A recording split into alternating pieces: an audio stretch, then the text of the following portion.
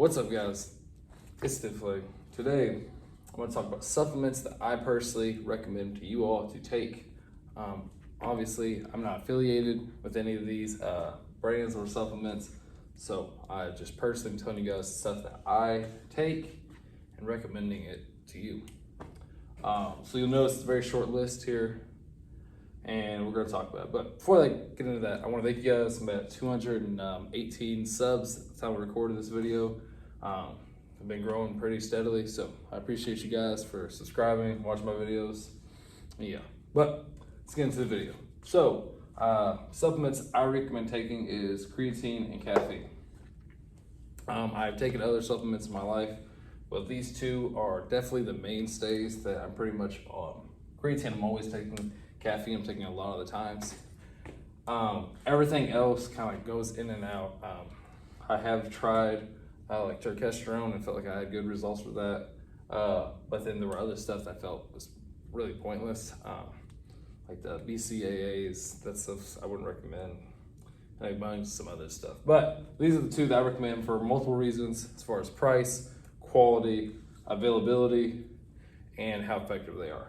So that's what these two made the cut, and we're gonna talk about. So, to start out with, we have, of course, creatine. Creatine is interesting because if you take it one time, it doesn't do anything. You take it 2 times, it doesn't do anything. But you have to properly load it into your body and then continue to take it for you to see the benefits from it. So that can be done in multiple ways.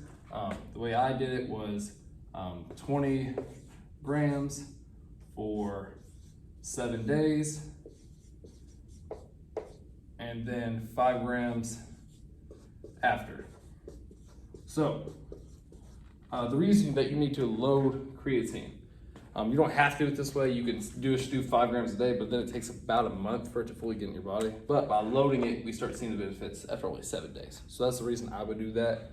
And 5 grams is just a general amount. Some, if you're a smaller person, you might need a little bit less. If you're a larger person, you might need a little bit more. But the 20 grams you're gonna use to load it in your body. So what creatine actually is it is the compound that carries ATP to your muscles to help them contract.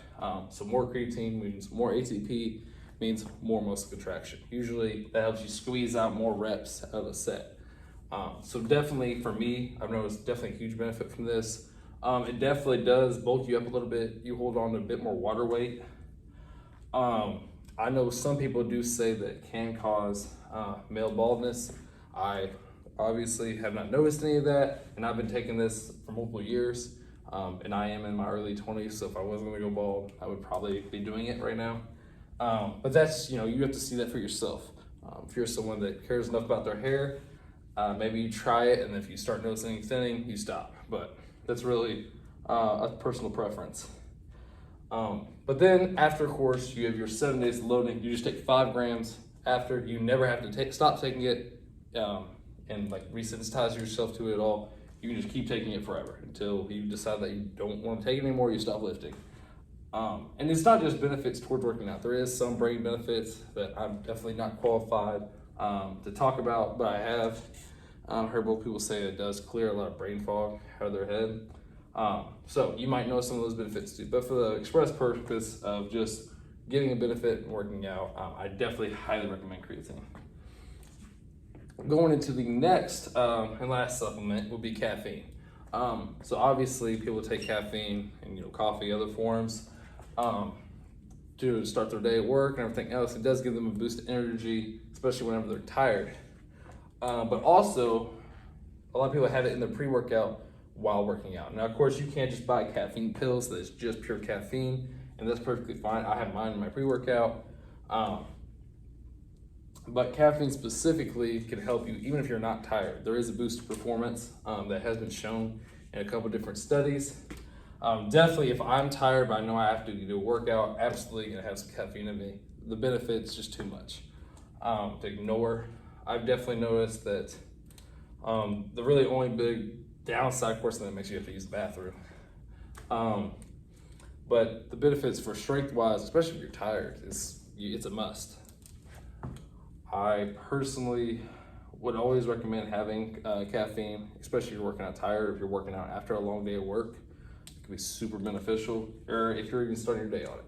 But those would be my 2 recommendations for supplements that I absolutely would take no matter what.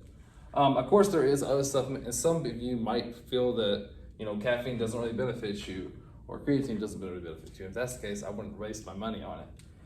But definitely cost to effectiveness rating, I think these are the best you can get, and these of course are what I recommend that you guys take. But that being said, hope you guys enjoyed the video. Make sure you guys like and subscribe for more content, and yeah, have a great rest of your day.